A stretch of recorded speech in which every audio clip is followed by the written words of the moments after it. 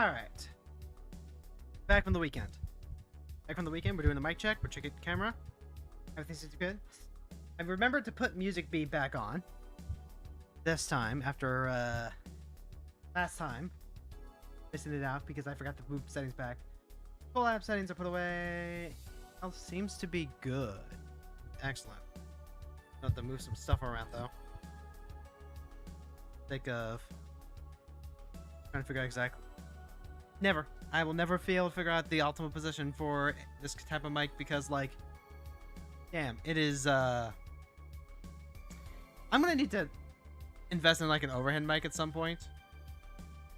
Maybe like an overhead stand, but like that just doesn't fit with the space that we have. I mean, I guess this would work actually if I had like something to put the arm onto that it could do upside down. That'd be different. All right, let's do this. Stretch it out, crack those knucks. Big knucks. Mic check, 1 2 1 2. Here a girl has the straight stream for you. Almost, quite. I think that had just a few too many syllables in it. All right. 100 bits from Lucky. Thank you, thank you, thank you. As always, it is a support from viewers like you that help me out so much. Really and truly. Let's do this. Hey there, heroes! My name is Hero Girl. I'm your friendly local neighborhood hero tuber, and this is the Daily Grind. This is that time of the day where we log in and we do our dailies. August 17th, 2026. Monday. It's Monday. We gotta play green spells and we gotta play lands, and I do love me some lands. Tanya Voice of Gaia is probably my go-to mono green deck. It's just a ton of fun. I went ahead and added a bunch of tutors that I had to help find some stuff like Yield, Ice Toe Explorer, which are just like really, really fucking good Magic the Gathering cards. Hopefully that'll bring the power level up just a wee bit.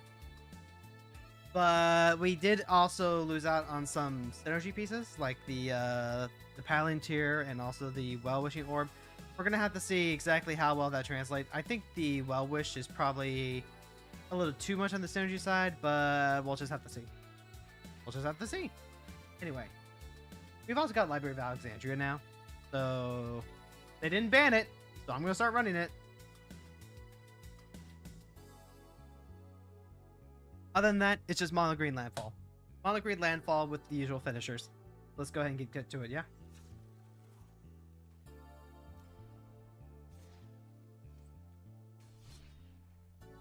I'm happy to say that I managed to get some more work done on the Blue of the Month. Although we did switch it over to Bilbo Luckwearer, the Looter. And I feel like the Looter's actually a lot easier to get a lot of these synergy pieces active. Because then it's an A plus B, it's not like an A plus B plus C. Because it's not just enough for the Mythic Bilbo to attack. He has to survive. Which means that you very often have to commit pieces to making him unblockable or trying to keep things off the board.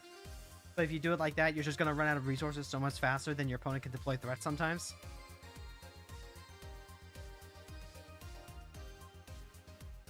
So when that's happening, it feels like too much work for too little investment. Now, if I could draw like multiple cards off of Bilbo each turn, that would be fine. But we gotta lower the threshold. We're up against High Bay. We're up against High Bay. I don't. Despite us being a green deck, I don't particularly believe we can... Actually, hold on. With Elvish Reclaimer here, we might have it. Because if we go Dark Depths combo, we're good. Because what I'll do is I'll go Elvish Reclaimer, Shared Roots? Maybe. Elvish Reclaimer can cash in one of these cards for a Thespian stage.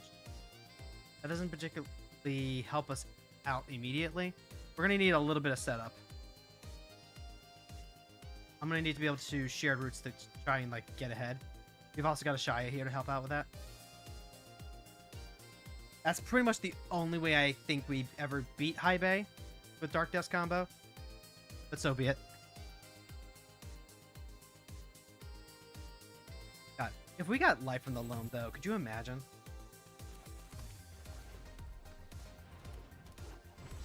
If we ever got Life in the Loam, this deck would just absolutely pop off. Alright, and then I am going to go ahead and share routes because we need to be able to do extra stuff. Except, no. No, I think at this point, Did I can play Titania? I can also just, like, keep beating him with the Reclaimer, right? No, that doesn't work. I would love to keep beating him with the Reclaimer. Oh, I get one more turn to beat him with the Reclaimer, and then we can start doing Dark Death's crimes. Okay, that works.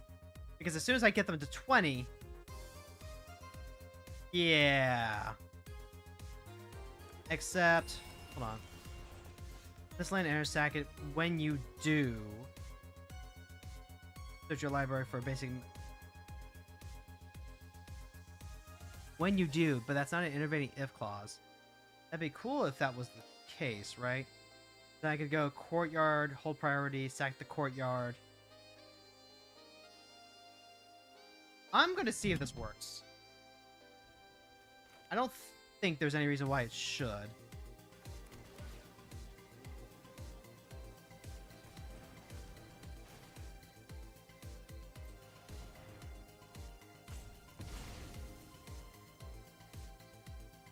Okay, so now we're gonna go ahead and grab Thespian Stay.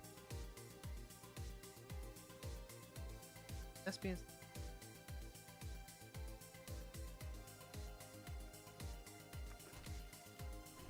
Nope. Okay. I didn't think so, but like, rest in peace. Cute. Okay. Well. This is 2 mana tap, do the thing. Yeah, that's 2 mana copy, do the thing. Dark Depths comes into play, tap, so I would need one more. I needed an untapped mana to make that work.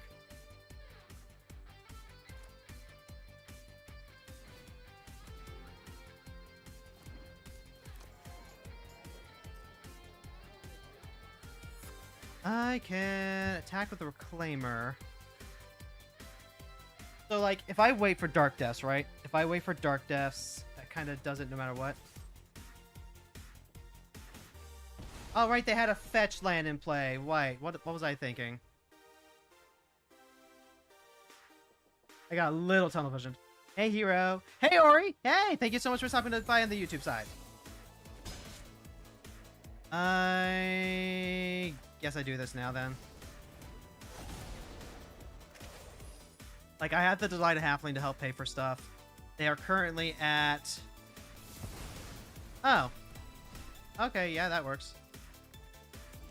Well, I got fucked. Yeah, that fucked up everything. I shouldn't have attacked. Yep, there's High Bay. High Bay gets a free enchantment. This is growth. So let's go ahead and...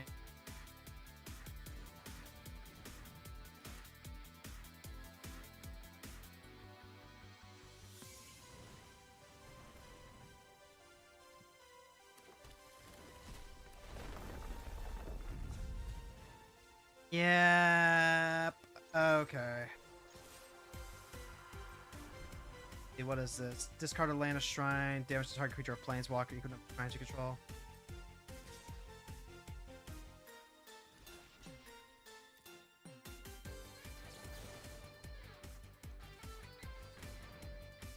And I'm going to do this because they're just holding up some sort of, like, flicker effect anyway. Huh. Weird. Yoshi Plaza. Okay, yep. That's going to give them a bunch of free stuff, which basically lets them get another High Bay trigger next turn. You hate to see that. Rest in Peace is, like, just really awkward. The Reanimator decks are definitely, although... Alright, Wild Growth Summoner. When this creature dies, seek 2 forest cards, put them onto the battlefield. That's not going to do anything with Rest in Peace in play, sadly. But, like, I don't know. be able to do something. We're just like super behind. Northern Air Temple is bad because that's going to drain us out.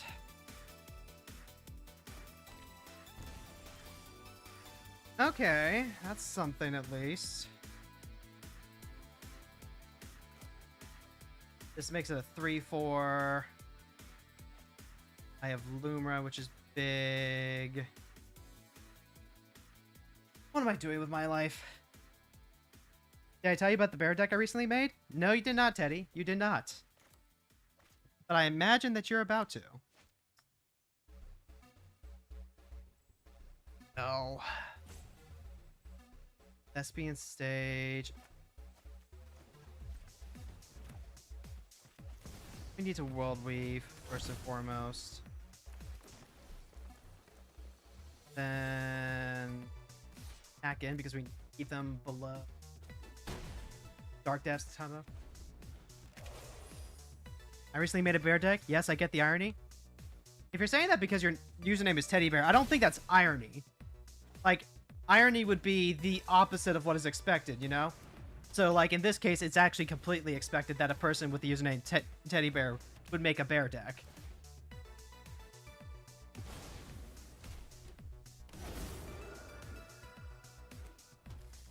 Yep, that's Honden. Oh, God. That one attack just, like, completely ruined everything. Hit offerings is also awkward. Half. The exile doesn't do anything. What am I doing with my life?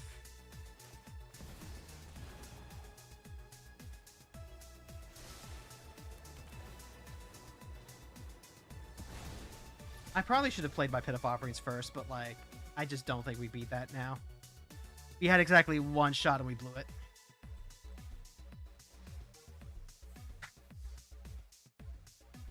I think I misinterpreted what irony means. I mean, like, yeah, don't, like, you know, don't worry about it. No, irony is one of those things where people just really, really don't know what it is until they have, like, concrete examples that they can go by. Part of that's, like, you know, how do I say this? I don't want to put, like, all the blame on one song, but at the same time, though, like, if your only context for what irony is the song Ironic, like, that's pretty fucking bad, actually. Not, like, moral bad, but, like, that's a pretty poor understanding. That's like finding out that the, you know, the definition of a fish is anything that's swimming in the ocean. Like, even if that was, like, kind of true for the actual, creature, then it's like, oh, well, then the penguin's a fish, you know? It's just, yeah, it's a mess. It's a mess. It's a mess.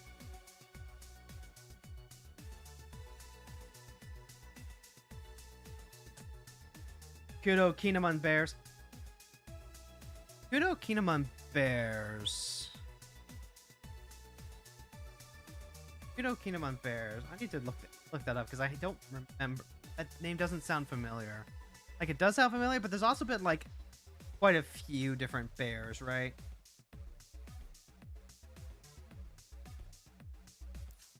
But actually, there's been quite a few.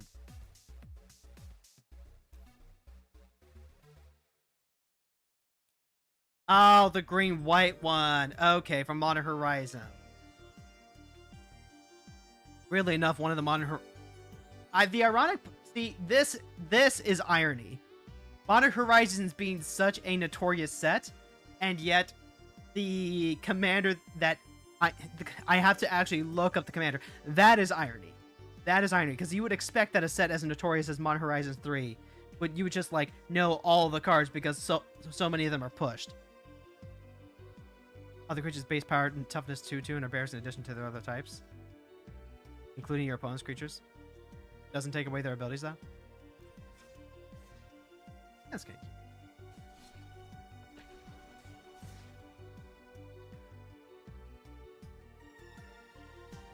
Chat, maybe if I ever do a rebrand one of these days, I need to, like, lean more into the writer-creator stereotype.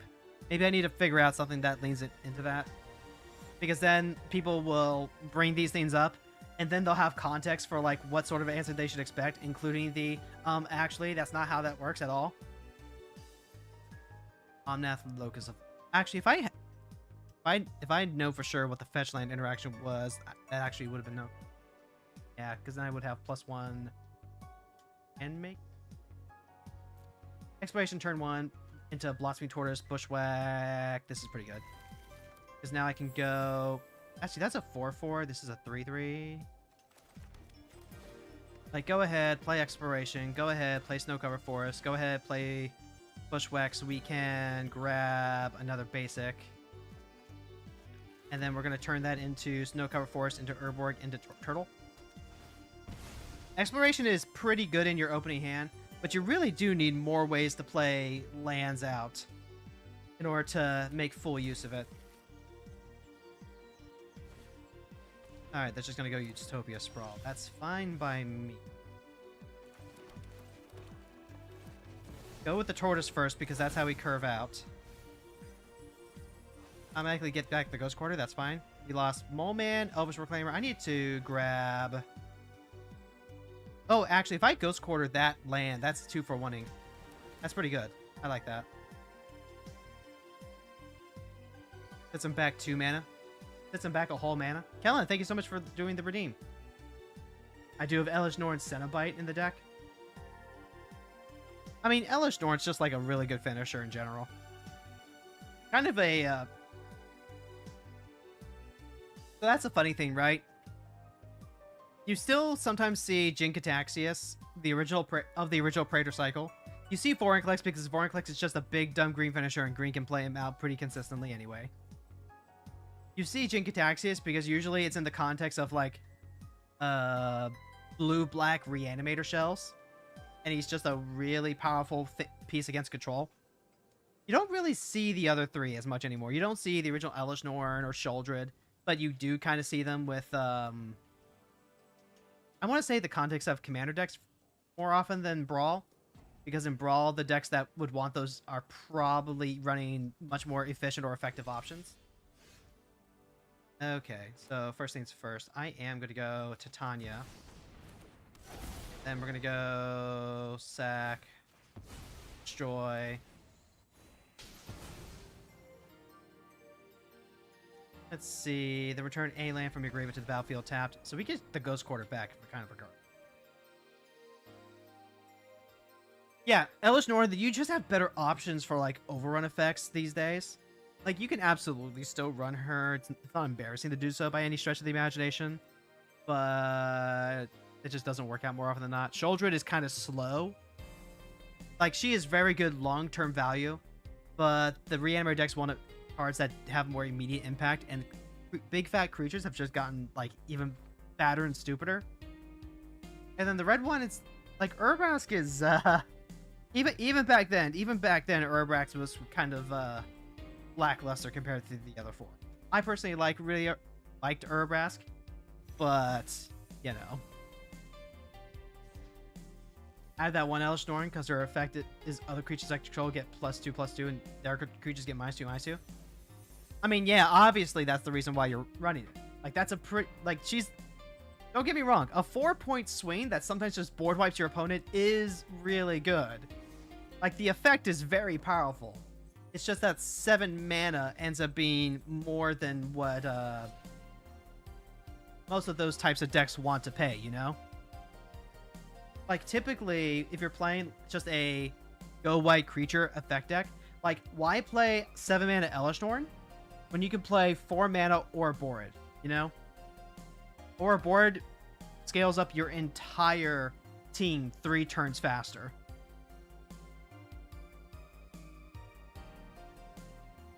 And then also, like, if Ouroboros disappears, then your creatures still have the buff. Alright, Haywire Might. Shared Roots on turn 2. Okay, we're up against Mr. Negative. Oh god, this is the Mimi life switch deck. When Mr. Negative enters, you can exchange life totals with target opponent. If you lost life this way, draw that many cards. So, like... We beat them down. They just swap and get all of our life back. That's kind of awkward to play again. What's the best way to deal with this? Typically, it's just like super aggressive. So let's mulligan for that. Birds of Paradise into Archdruid's Charm is okay. Not really anything to write home about. If we can play Titania and Titania can keep us life gain pretty good. I think we want something a little bit more explosive. Or board is pretty explosive. So keep the 6, put back the gate.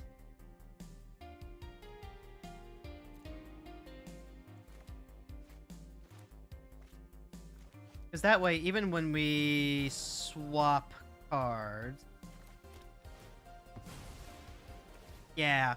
That way, even if we swap life totals, then we're still in a position to just, like, beat the snot out of them.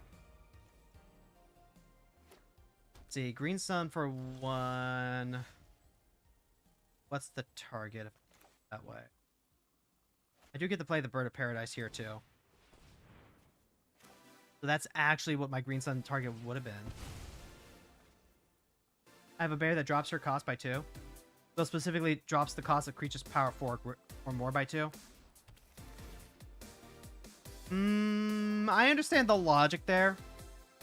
Playing Goreclaw to make your big fat creatures, like, you know, a lot cheaper makes sense to me. But, like,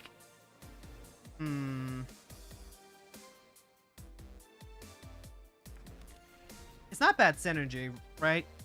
Because Kudo makes your opponent's creatures 2/2s. And then Elishnor wipes the board. Yeah, that's pretty good. Not good by Aura board. Choose a non-land card. That player discards that card. No, they're going to take Green Sun because they don't want to deal with Ice Tiller. Okay. Okay, then. So then... Go ahead, play the Aura board. They probably have removal for it then. But we are going to start scaling everything up.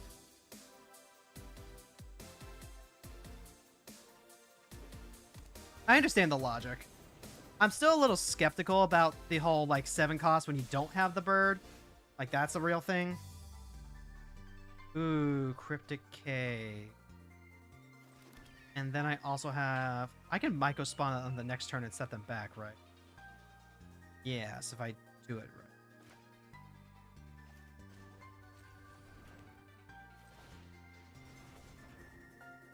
Yeah, so here's the Sandman.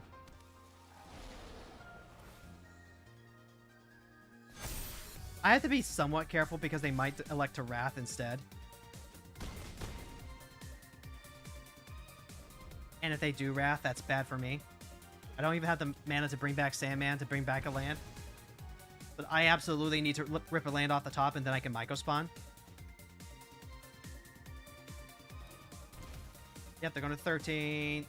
And exile all creatures and spacecraft. Boo! Boo. So that's 5. They only need 2 more. Sigh.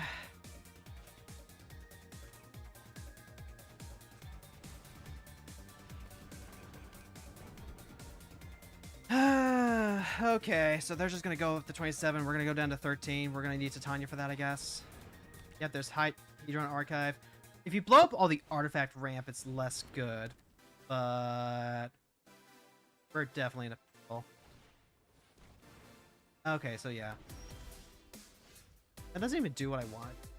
Frustrating. So 4, 5, 6.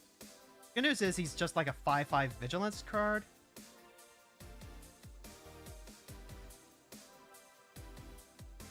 So I just literally am missing...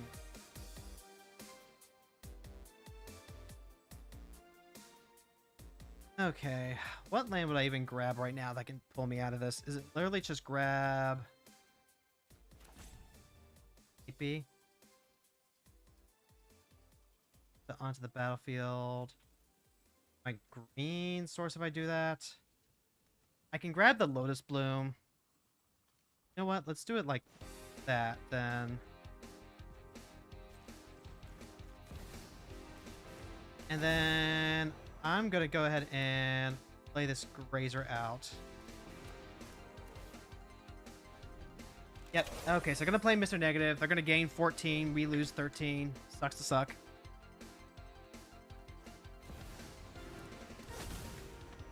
Yep. Like I said, sucks to suck, but like ultimately doesn't matter too much. So what I'm going to do now is Myco spawn. I need to grab... I could grab Lotus. I could also just grab Argoth. Could just grab Argoth and no.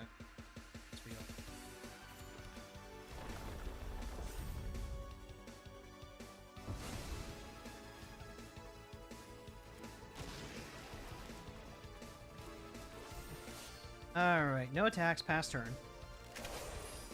And now we're gonna see if we can actually, like, do our thing.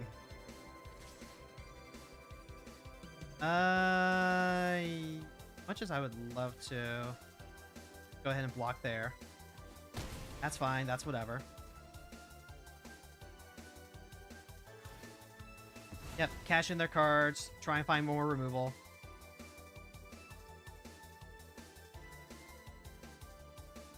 This is what, remove 3 charges? Deal 3 damage to any target? Oh, they look into my graveyard. They might have like Dog or something, I guess. Nope, just ramp. Surprised you haven't built Bear sooner. I mean, it is what it is. 5, 6, 7, 8. You'd have to spend one more turn to do 9. The library for a creature card or a land card, reveal it. Exile. Put a counter, fight. No, pass the turn. No attacks. Pass, just pass. They could end up trying to go for like a Looted Bonds combo or something. Painful Bonds, something like that. Sanguine Blood. Yeah, they're probably gonna try going for a Sanguine Bond or something like that. Now, if I really need to, I could Elvish Reclaimer and Ghost Quarter. But I've got this Archdruid Charm, so I feel like as long as I'm safe, I'm cool. So that. Go ahead, let them draw their card.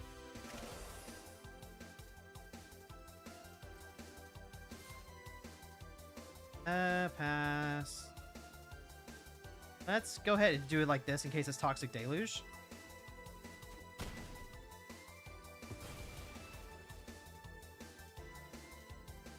If not, I can Ephemerate. So that way they can draw cards. Gotcha. Put a counter on target creature. It deals damage equal to its power to target creature you don't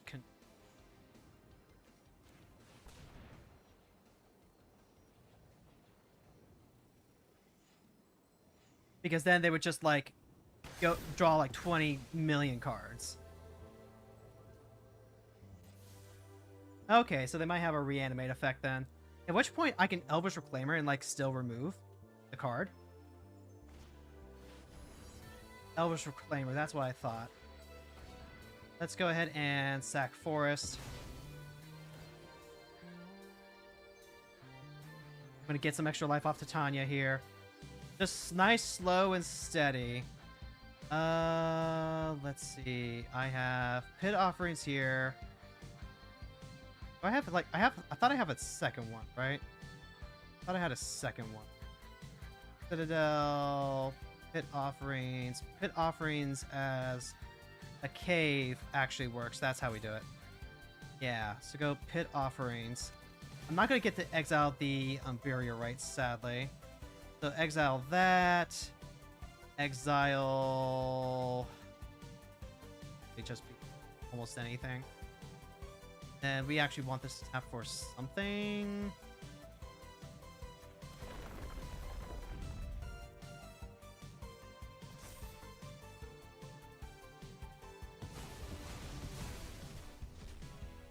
So 5, 6, 7, 8. They can still replay him for like 9.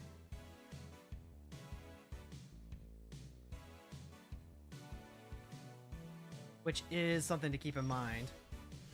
Jared Root. How am I doing this then? Go to combat. We attack with Titania, of course, of course.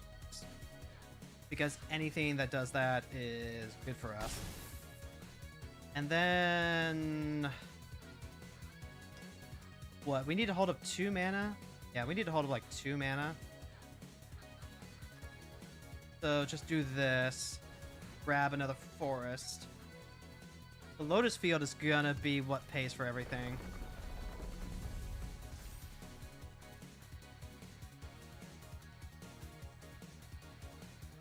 And then, yeah, we sacrifice the pit offerings. We grab the cave that copies the other cards, and then we can do it again if we really need to. I mean...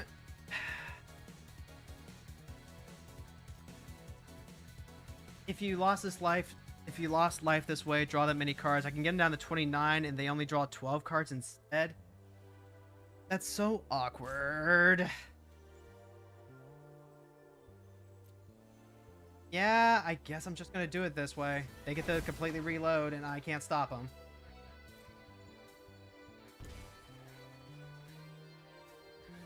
Yep.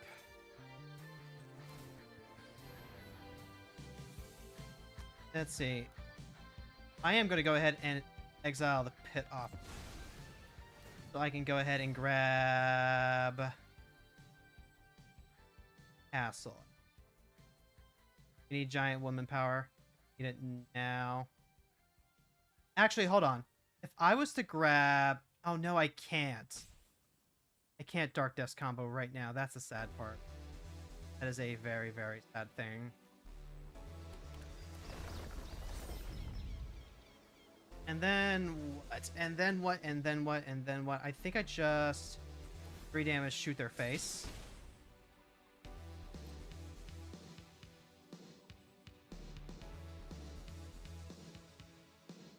Oh well. Ouroboros is nice in the deck as well, but what green punchy deck is it not good in? True. Absolutely true. Also, like, they're going to discard.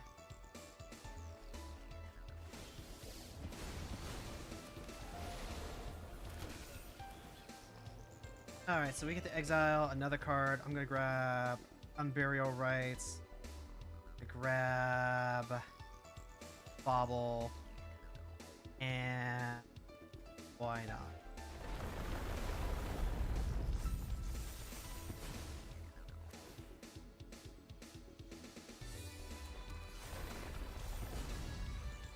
Oh, Weathermaker's going crazy.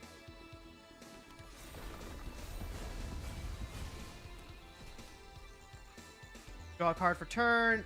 Origin of Metal Bending. That's not gonna do it here. 4 counters, becomes a land.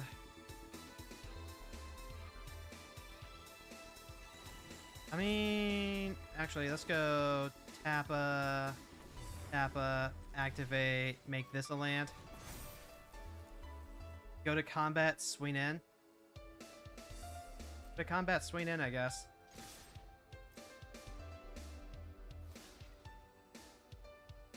I can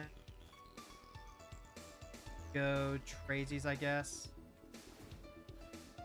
Actually, hold on. This is 9, 11. Is this just lethal to them? No, because they have lifelink, right. Right, because they have lifelink. I don't know that I can afford to do anything any differently, but, like, this is kind of where we just fall apart now. They find a way to blink Mr. Negative. We go down to 5. They kill Titania. We just die. And Mr. Negative is, like, a very, very weird matchup. If you can play aggro, then you're good. But we are such a mid-rangey deck that it's hard to actually, like, make those kind of plays work.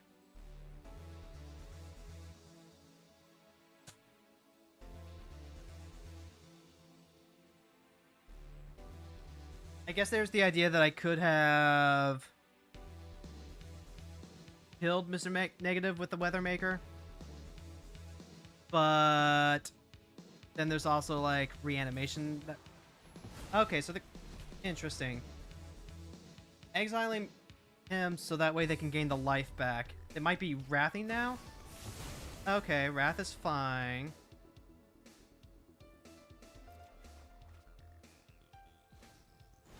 Play the One Ring. They're invincible for the turn. That sucks for us. That's 9. 5, 8. Yeah, we have plenty of mana. And they are just gonna replay They're just gonna replay him. Is the sad thing, right? What can I do? What can I do that gets us out of this? Like, gaining life is not actually what we need. 8, 9...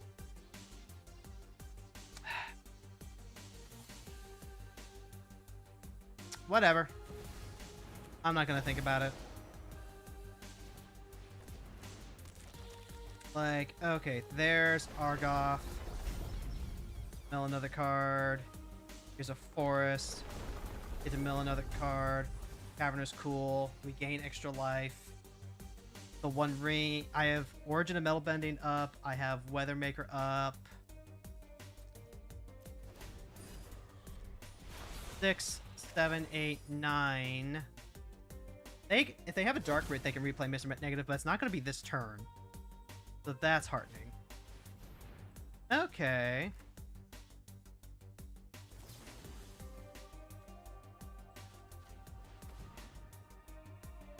Makes Titania unbreakable. They can still exile her. But I can also just replay her. Yep, Ice Till Explorer's gone. That's fine. Weathermaker shoots them down to 3.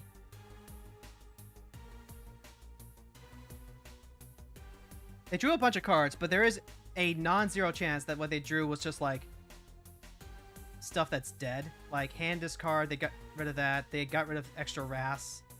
They might not have like single target removal because they might be like a Kaya deck where it's super wrath focused.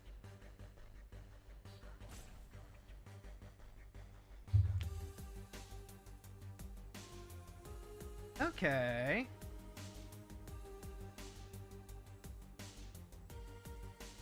Let's go ahead and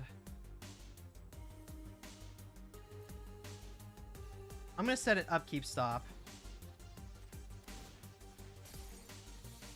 We're going to use the Weathermaker. All right. So now, because I know that this can't actually... I can't actually use the Argoth for mana because it is just going to be melding here with Titania. Bite Down is interesting. Worldly Tutor, cool.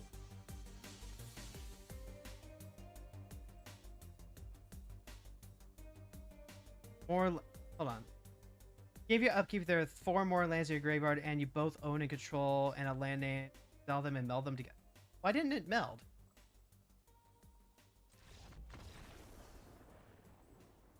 Huh. What? I had enough, right? I had 1, 2, 3. Oh no! Cryptic Caves was the 4th one. I needed to do that in order to do the thing. Right. Okay. Okay, I understand now. I understand where I fucked up. But also, that ended up not mattering because they didn't have single target removal. God damn, good job us. I can crack the Cryptic Caves to draw off the Weathermaker instead. But this is still lethal. The reason that I would still want the Transform, though, is because if they have single target removal at any point anyway, then it really doesn't matter, right? Right. Okay. Yeah, we're fine. We're fine. Honestly, that I did... After they completely reloaded their hand, I'm just surprised. I thought for sure they would have like 1 more single piece of removal. But it looks like they really did just try and lean way too heavily on the Wrath effects. which means that Origin and Meld Betting giving Titania Indestructible just like invalidated the rest of their answers. GG. But they didn't even draw with the one ring. They might have been too afraid to do that.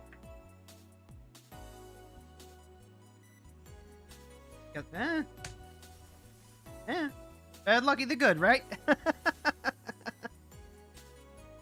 And Kudo turning Ouroboros into a 2/2 is nice because it doesn't actually affect anything. That much is true. That much is true. Ouroboros is already a 2-power card. So, like... I definitely like the synergy between Kudo and Elish Norn. Like, yeah, that's... I like that. That is good synergy. I like that. That is good, strong synergy that can lock out your opponent from having creatures. Ouroboros is a 1/3, not a 2/2. Is it? For some reason, I keep thinking it's a 2/4. For some reason, I keep thinking it's a 2/4. But no, actually, 1/3 is slightly more reasonable. Oh, because it goes from a 1/3 to being a 2/2 as soon as it has a counter on it. That's why. Okay, yeah, that's some nice little synergy you got there.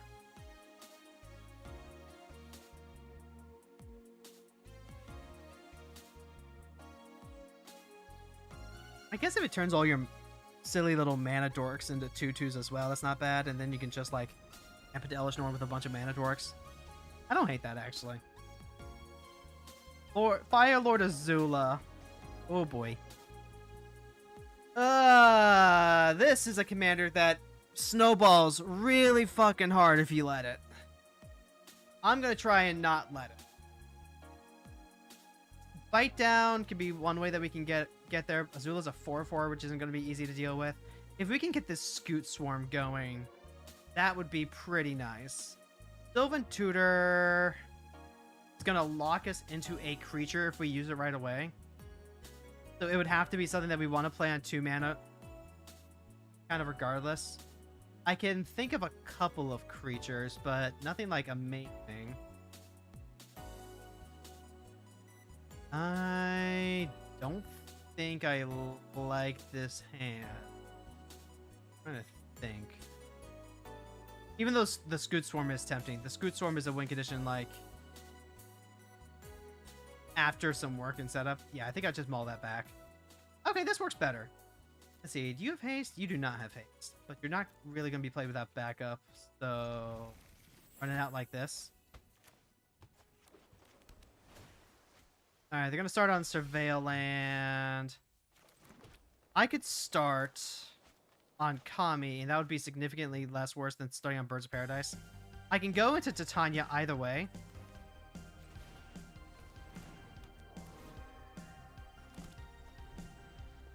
And now this way I can actually play out Birds with Origin backup.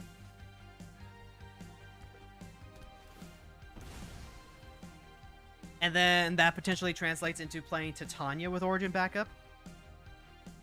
This would be a much better hand to try and get the Scoot Swarm out. Especially since Kami has the ability to discard for extra lands. Yep. Okay, so we're probably seeing Azula next turn, literally. I would love to have the Overlook trigger with Titania just for the extra life gain. I don't know if we get to do that. What do I get to do? I get to go Snow-Covered Forest, play Birds of Paradise, pass turn after a fashion. If they try and go for like more ramp, I'm not above using the Origin of Metal Bandy to just like hit one of their things.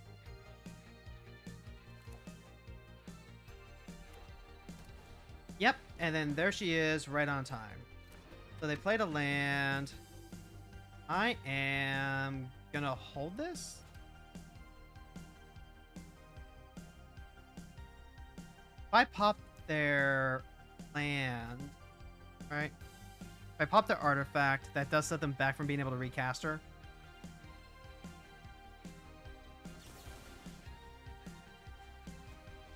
It's a little aggressive, but I think that's what I need to do. That's 3. If I want to do both, I can't. Alright, so go ahead. Hit that first. Alright, now she's a 3/3. We get to draw Green Sun Zenith. That's cool. I'll save that for next turn because we could potentially turn that into an ice tiller. And with Roaming Throne, if you have it with Kudo and Ouroboros triggers twice. I mean, Roaming Throne seems okay because it turns all of them into bears, right? And so you just name bear, then you get to play a bunch of value ETB effects or whatever. Weather Maker. Okay. So then... let's go... play the Weather Maker first. Play the Overlook. This is going to give us some extra draw power.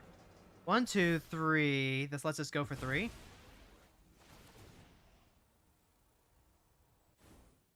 Real quick, just use this to cheat real quick. ISO Explorer at 4 is really good. Ore Board at 4 is really good. Pumping Changing's okay. May play lands from your graveyards. Whenever a land you control enters, you make a minion. I want to try out the Mole Man.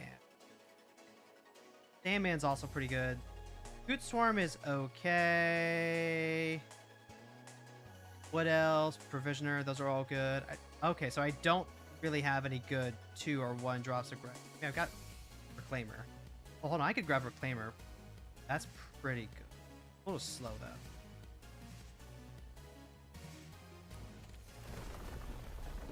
I think we do just grab M3.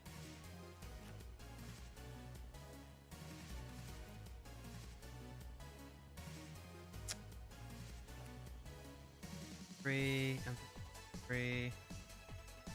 Let's go. Oh, they might have a bolt to play around though. I think we just overwhelm them on value if we play patiently. Okay, so they're gonna consider. They like their top card.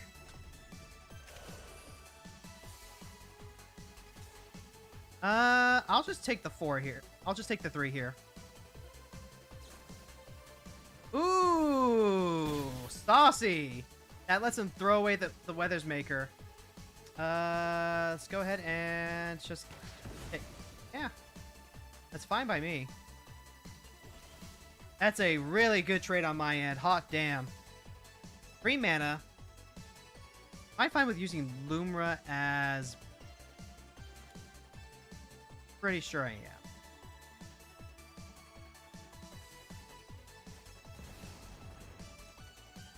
Like, Lumra is just like a big dumb idiot. But... interesting. Thespian Sage and Darkness off the top? Are you fucking kidding me? Holy shit! Oh my god. I'm so sorry. I am so sorry. I meant that as a term of affection. I meant big dumb idiot in, like, you know, the colloquial sense, as in you are just a beautiful, beautiful, big, round, green bear. I will never... I did not mean that. You are my lord and savior. Thank you so much. You are a wonderful bear. You are a great bear. Loomer heard me trash talking and then was just, actually, you know what? Hold my drink. Or maybe it was the, maybe it was just like the fact that the opponent didn't have, maybe they had a counterspell, but they were like, no, Loomer's not worth it. And then Loomer was so offended by that, she gave me the nuts. Who am I talking to? I'm talking to the bear. Talking to Lumra.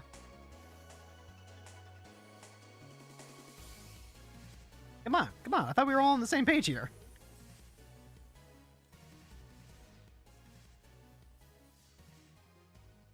Good for, like, free boosty pack. Don't mind if I do. Dang. Ironically, not that great of a card. Like, just make big. Make big. Useless equipment if your opponent doesn't have any creatures on board. Because they're a control deck that just, like, kills all your stuff before you get a chance to actually, like, resolve the equip.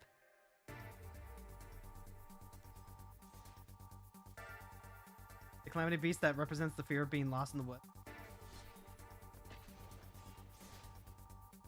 Yeah, you really wouldn't get that just from, like, looking at the cards, would you?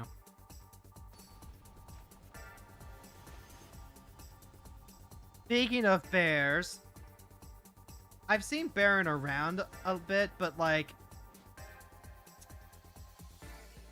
I don't know. This one's going to be interesting. I don't really have a strong way to interact with this. I can go Lotus Cobra, Scoot Swarm, and try and like outvalue them, that's for sure. I'm gonna have to go like super, super wide, I think. Go Cobra next turn.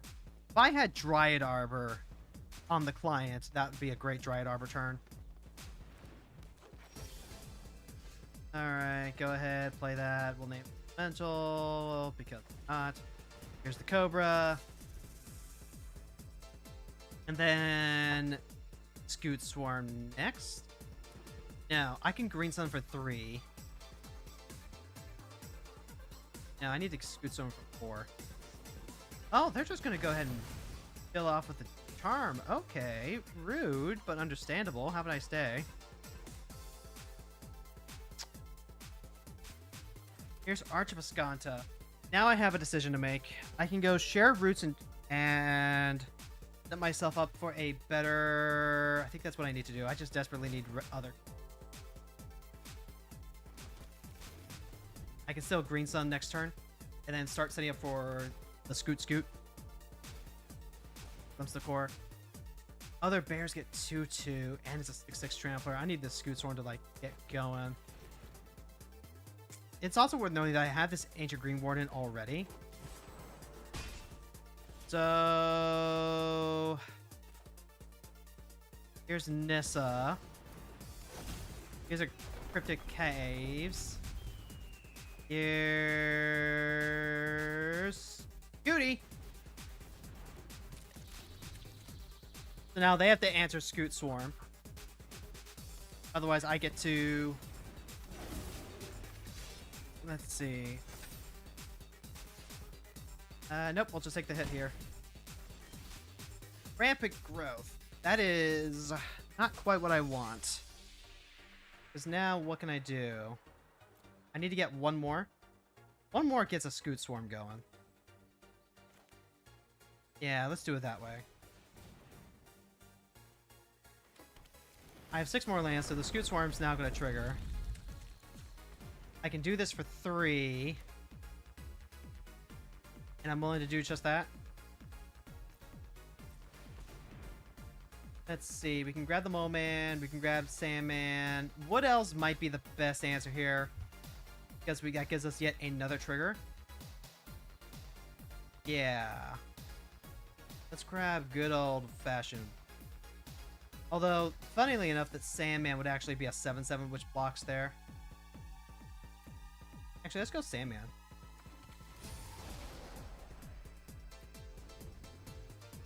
Because then the Sandman blocketh. Notably, this does, like, draw them 2 cards, but Sandman's going to be helping us win the Time War. Guardian Project is pretty good with this. Yep. Now they just get to, like, make more bears. Explorer's okay. Nothing to write home about. Yep. And then they're just going to... Alright, we're officially at that point now.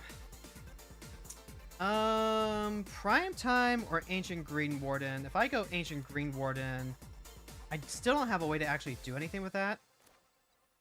So let's go Prime Time. Grab 2 fetch lands. Which is going to double up the Nissa triggers.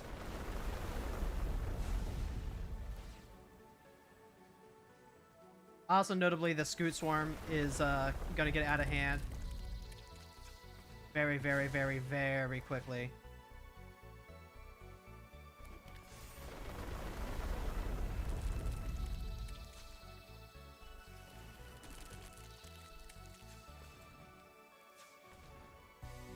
And what that does is it lets me play out Reclaimer for free, lets me play out Titania for free.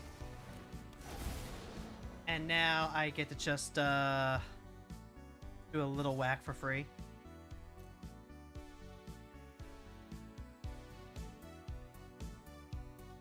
Like, Nice bear, bro, but can you handle a bunch of bugs?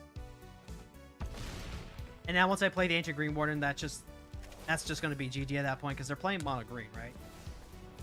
Okay, dancing from dark to dawn is pretty cool. I saw this and I was like, okay, that's all right. But again, that's not a bunch of scoot swarms, you know? Baron is in your bear deck? I would hope so. They don't have enough mana for 3, 4, 5, 6, 7. They don't have enough for like a Crater Hoof, and that would be how they get through this.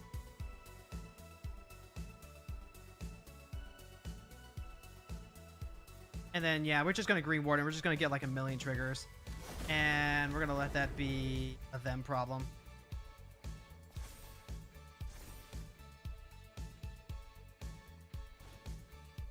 Earth King, you get to make a lot of bears. Yay, a lot of bears. Good thing Kudo being Celestia gives you the removal white. Yeah, funny thing about that, huh? At this point, I really only need to worry about them hitting like a Crater Hoof, because that's how we lose Time War for sure. They're drawing so many cards off that Guardian Project. This is kind of a nut. Like, I'm in this purely because I have the Scoot Swarm now.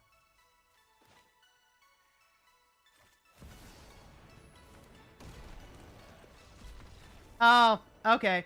I see, I see. You just wanted to play all your cards, and then you were done. I don't get to play any of my cards. I see how it is. Well, that's what the concede button's for, right? Yeah, that's what the concede button's for. I've got Ancient Green Warden. All of these scoots are gonna like start doubling. And then at that point, it would literally take a Crater Hoof to actually like break through all this. We're gonna attack. We're gonna have Prime Time and the Sandman going. We're gonna have all these scoots going in.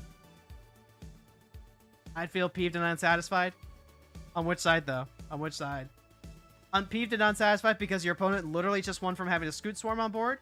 Or peeved and unsatisfied because the opponent played out all their cards and then conceded? Because, like, both are valid, but also, like, that is just kind of the nature of playing online, you know? The latter. I mean, yeah, I'd feel more peeved about it if we weren't just, like, playing for land at this point. Which, speaking of, it is a Magic Monday, so let's just go ahead and keep playing some Magic, shall we?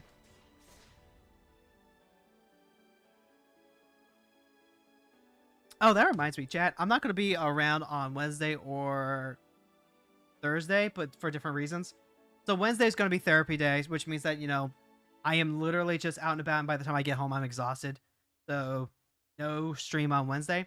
But Thursday is going to be different. Thursday is Jess's birthday, and we're going to be doing a collab with Jess on their channel. And we're going to be doing Tokusatsu Actually. If you're familiar with the Dropout show, Actually, it's like that, but for Tokusatsu. So on Thursday at, you know, basically the time that we would normally end stream, 4 o'clock p.m. Pacific, 7 o'clock Eastern, I'll actually be on Jess's Twitch. So go on and show up. Please come by. The Notary Hobbits, make 2 copies, and then each one taps for 3, plus 1 because they have Delighted Halfling or whatever. Image transformation doesn't do enough for that. This hand is just too... Throw that back. Haywire Might's okay. Firm doesn't do what you want it to do. Nykthos starts tapping for mana as soon as the Tanya's on board, but I think we can do a little bit better. Blizzard Brawl or board is probably... Maybe put back the...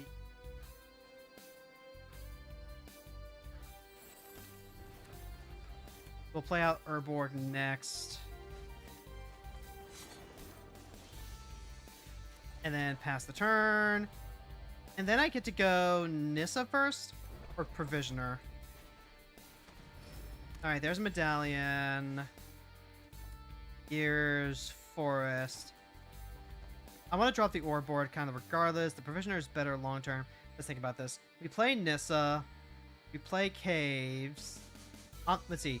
We play Nissa. Next turn, we play Provisioner. We get to play the Caves. We get 2 mana. Doesn't really matter. The important thing is that we just ramp.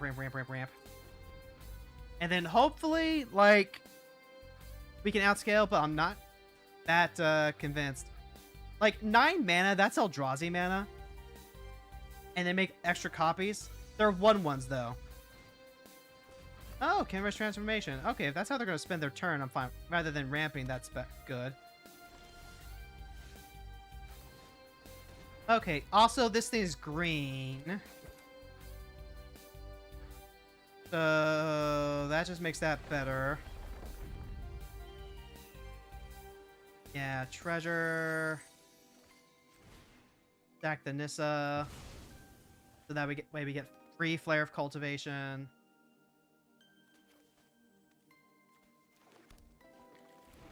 Gonna give us another treasure. Which is gonna lead into free Titania.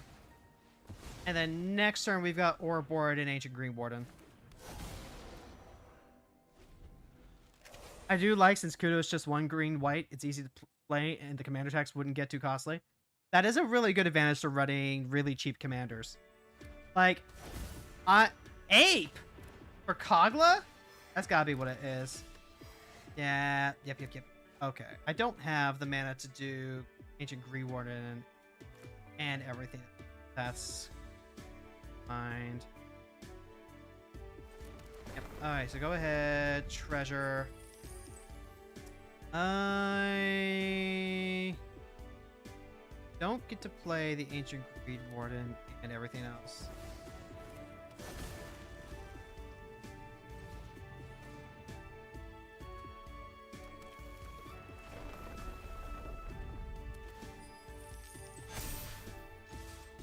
They would have to trade all their hobbits. I always worry with those small commanders, like, how easy they are to be bolted. Like, they do get to... You can replay them, but it only takes, like, 1 or 2 removal spells before they're just, like, super costly. It's perfectly fine if you're doing it in a creature deck, though. Because then it's at that point, it's like, oh, right, yeah. Oh, God, 1,000-year elixir. Okay. Alright, you have infinite mana.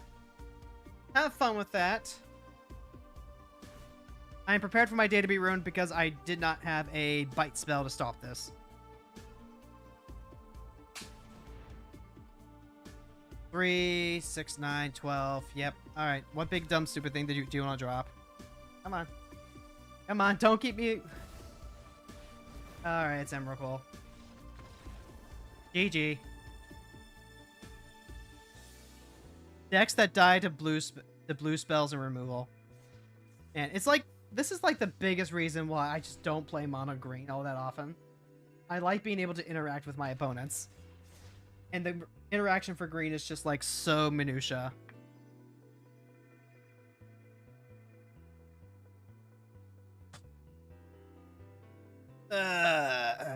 It is what it is.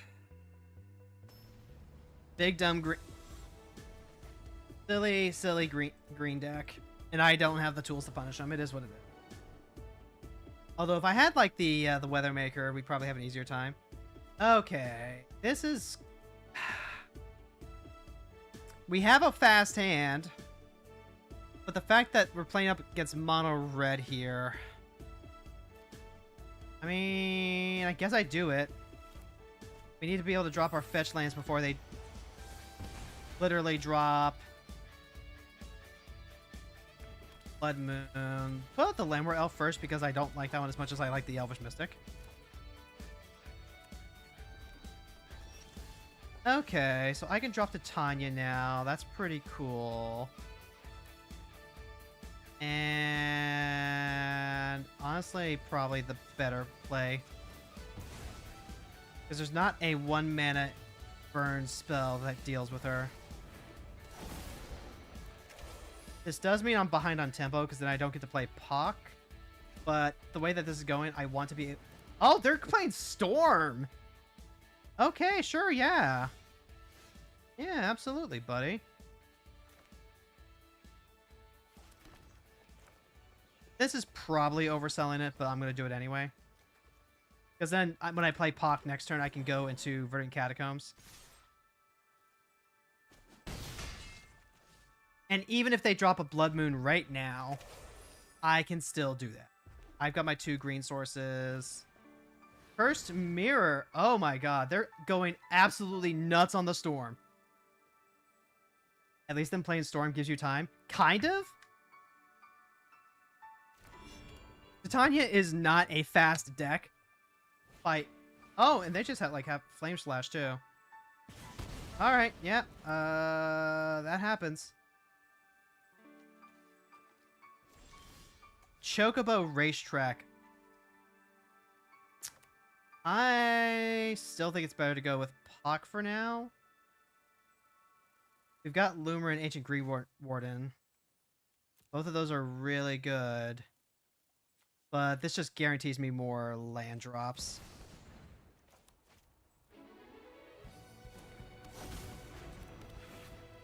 Like, this is classic Puck shit, you know? And they're tapped out. I don't know what they're thinking.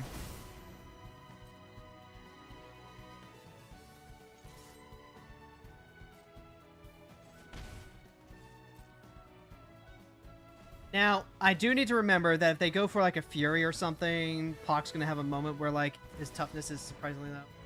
Whenever he casts a non-creature spell, Thor deals damage equal to that spell's mana value to any target. Let's do this now. Just so that way things don't get messed up. There shouldn't be a way for them to interact with this. Just flat out. Just flat out, there should not be a way. Fury doesn't have Flash. I guess they have a Pyrokinesis? Ooh, okay then. They took the bait.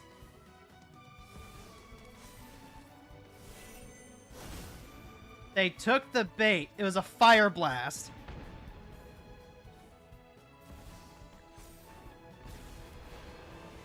Until the end of your next turn, you can play that card. So they can play the Pyroblast again, but they have to sacrifice both mountains to do it again.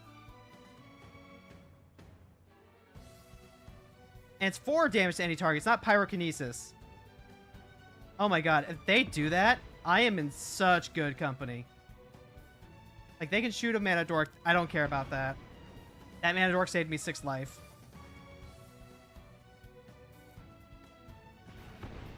I am just going to drop Lumra next turn. I have 6, 7 mana. Is there a way for me to get Racetrack on top of this? Probably not. If a land comes into play, I would have 2 mana left over if I do this. Versus just literally playing Lumra, and then Lumra is so big they have to spend multiple spells to get rid of her, but they've already burned like everything they have. Trying to think. Why think?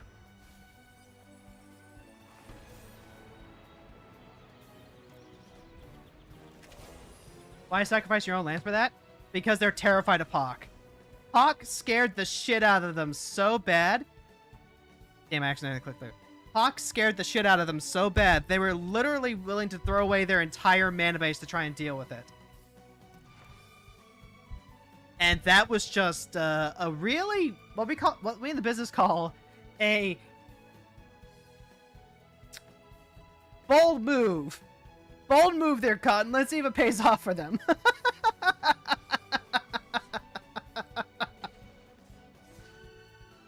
I don't even think aiming for the Landwar Elf in that scenario was right. I think you have to aim it straight at my face if you're willing to go that hard on burning lands, right? It's red. You're not giving kindness when you burn your lands away. I mean, that much is true. Brandul the Elven King. Alright, so this is going to be good old-fashioned elf ball, probably. First Thranduil deck we've seen. Whenever another legendary elf you control enters, you draw 2, discard 1. And then he just, like, has all the activated abilities. Alright, let's assume that we're playing against elf ball. Let's assume that they're going to have a way to get turn 1 elf out. We need a way to get turn 1 elf out. We have an amazing hand right here. So first we're going to go ahead. We're going to play this Kami. Kami comes down, drops this snow-covered land. Play Flare of Cultivation, sacrifice Kami. And now we get 2 more lands. Congratulations, we have 4 mana on turn 2. Next, I can go Elvish Reclaimer, Expedition Map. Yep, there's a nice little Landward Elf. We'd love to see that. I want Elvish Reclaimer, Expedition Map, pass the turn.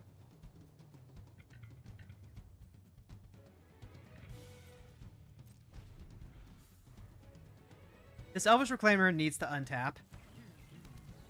So they've got 3 mana. They want to develop their board instead. I'm going to try and go straight for the Dark Depths combo. Which means I need to Green Sun for 1 so I can have Shroud. A Latimery. That's fine. We don't care about that. And then we're also going to use this to grab Thespian Stage. Thespian Stage. Bushwhack is cool. So here's Thespian Stage. Actually, hold on. If I go Reclaimer, tap, tap.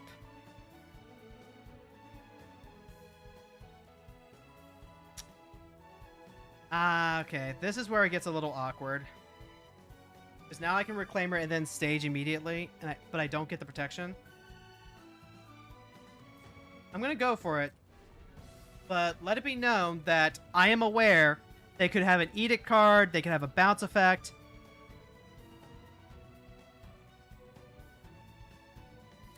They could have, like, literally any number of outs in this... I was going to say in this matchup, but that's just not the case, huh? Like, they can't use the... Okay, let's show them why you don't do that, right? Alright, so if you're not familiar with this combo, first we're going to grab our Dark Depths. Then we're going to use Thespian Sage to make a copy of Dark Depths. At which point we're going to choose to keep the one without counters. The triggered effect activates, makes an avatar, and then makes a Merit Lodge. I wish I could just, like, change the art for that. This needs to be an actual factual Merit Lodge. Yeah. So Thespian Sage becomes a copy of Dark Depths. Because it does not have any counters on it, the trigger effect triggers. Thespian Sage sacrifices itself, turns into a 20/20. We eat a Latimery.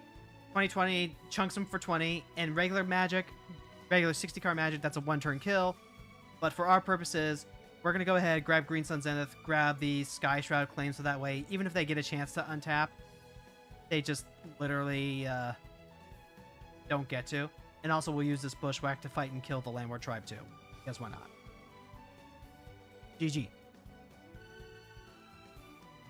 Like I said, absolutely fucking stupid hand when you can go green silly guy that puts an extra land into play for you, stack it for free into another land, and to guarantee your next land drop. By the way, play both of your land tutors. And then just, like, you know, get the 2-turn kill. So, like, the biggest issue that Titania had prior to Dark Depths was literally trying to close out the game. I could get into a super grind set, but that just felt bad, right? Because I'm not playing a ramp deck, I'm playing a landfall deck. And you would say, but Hero, doesn't landfall, like, already want to ramp a ton? And you'd be correct.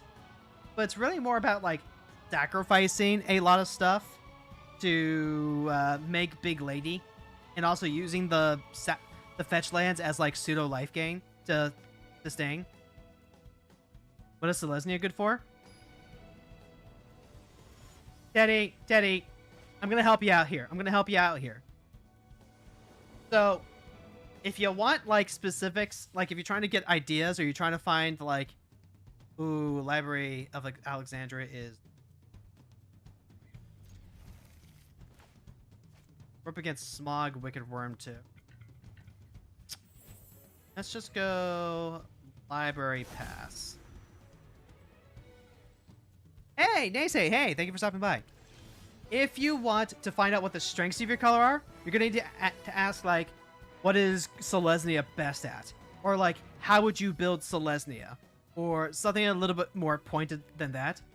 Because if it's just, like, what is Selesnya good for?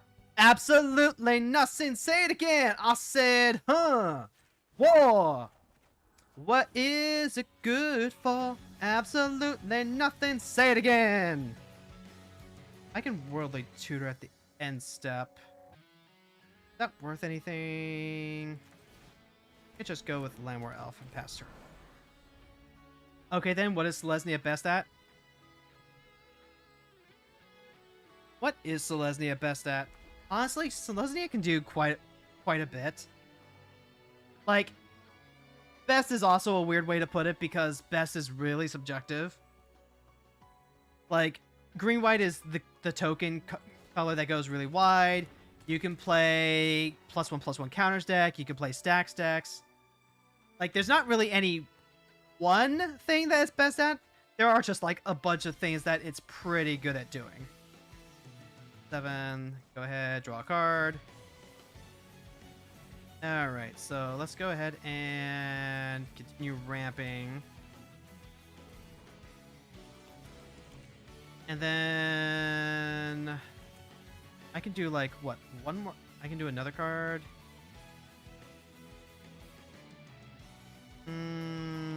Choose to play my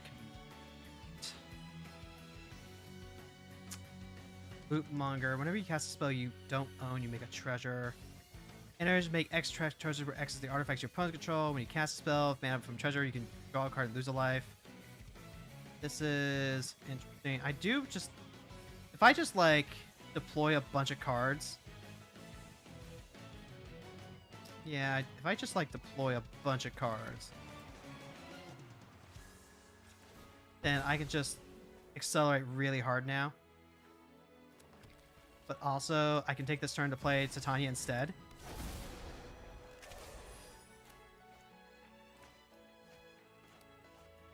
Like, they can kill Titania, but I've already drawn, like, a ton of cards off Library of Alexandria.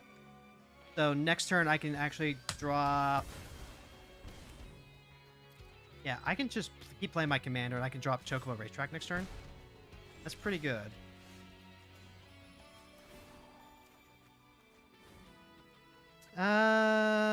Let's see then. Also, I could just, like, continue playing Titania. I don't mind that.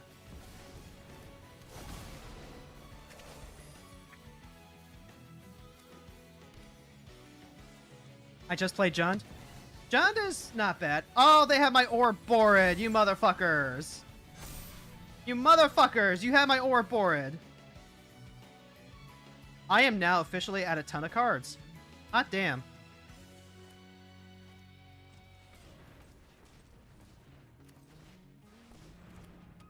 Okay. Then... I don't want to play at the Pasaju just yet. Because also we have crop rotation here.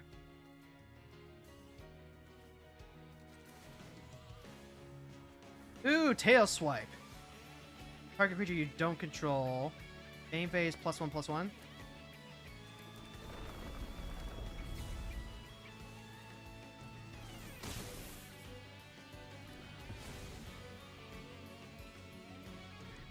Wow, Library of Alexandria is a fucked up card. Literally everyone was saying this. I have 2 Corval decks in paper. Why do you have 2 decks? Is one of them just like a lower power version that you play with friends? And then, like, one's your super sweaty tournament deck?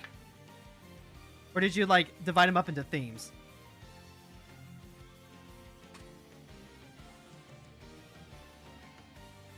Honestly, pretty good reason to, sandbag a ton of the mana dorks I don't need, huh?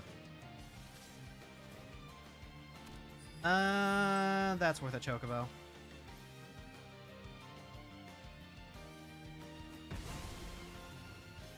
Let's see, how much cards? 1? Just the 1? Okay. Now I've got 7. I can hit Smog with a Bite Down.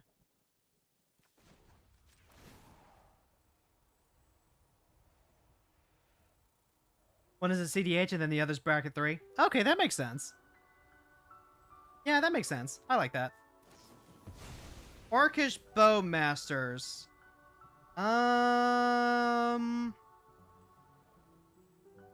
That can resolve. Actually, no. Hold on. Untap that. Untap that. Damn it. Untap it, damn you.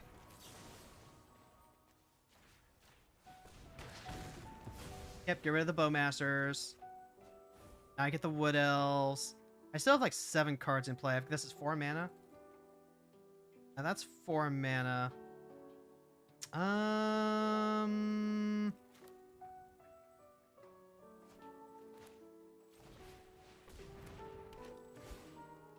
Do I need anything else? I can grab the gate.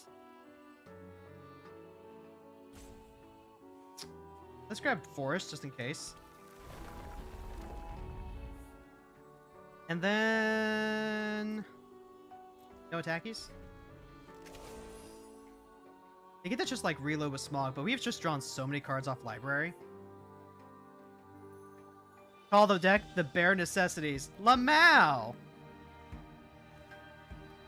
Also, I can just hold on. 1, 2, let's see. 1, 2, 3, 4, 5, 6, 7, 8. Super Shredder. Okay. Yeah, we have some pretty good inevitability here. Opponent discards a card, then they may discard an additional card.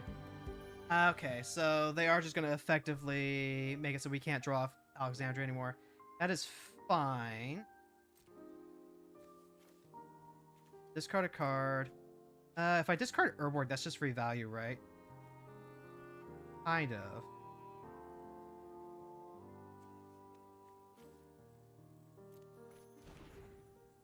Like, okay, I don't need the Sandbag Library of Alexandria anymore. That's pretty good. I'm just going to make a bunch of Scoots.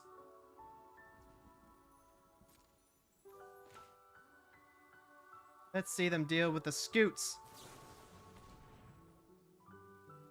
Thank you, Library of Alexandria. You drew me like 5 cards, which is kind of insane. I guess the ice still looks... Yeah, Ice to Explore with a bunch of Chocobos seems really good. Yeah, I guess.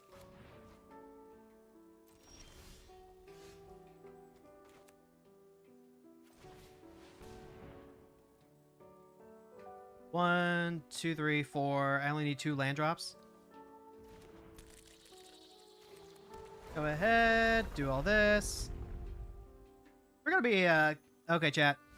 So, like, we're just gonna be doing a little bit of, Theming Bobbers. I guess the Shredder getting big is relevant. Time for some game actions, because I know how much you love game actions, chat.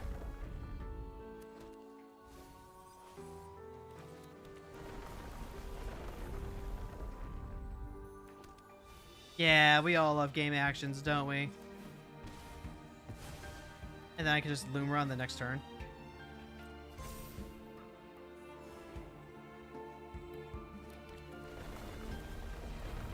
Chocobo Racetrack isn't, like, as inevitable as Scoot Swarm, but, like, it's pretty okay.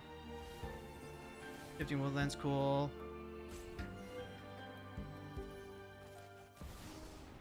Like, here's Lumra. Lumra's pretty big, I guess.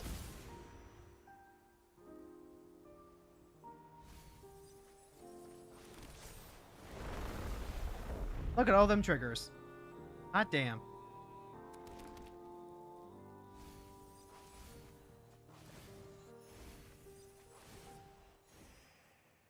Look at all that life I got back too.